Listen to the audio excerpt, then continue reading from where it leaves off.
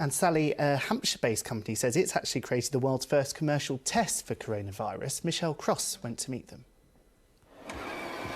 We believe that the impact on this would be significant because we've developed a kit that allows individuals to prepare themselves for this, what is now a global health concern.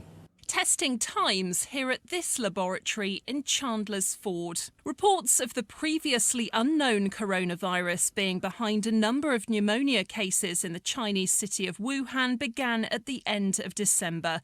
Now it's been declared a global emergency by the World Health Organization as the outbreak continues to spread outside China. But it's hoped a test developed here at Primerdesign will help halt the spread. These come foil sealed and they present a potential contamination risk. It took them just 2 weeks to come up with it, and it takes under 2 hours to get a result.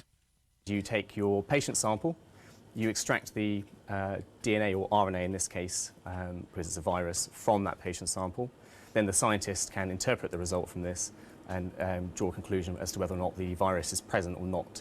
This kit is made from scratch in the laboratory next door. One tube from each batch is then brought into this lab and tested with positive control. If it passes the criteria, then the batch is dispatched, and demand has been high. It can be shipped at ambient temperature, unlike most reagents which are typically wet, which means it can go to tropical climates, it can go to low resource environments such as field hospitals and field laboratories.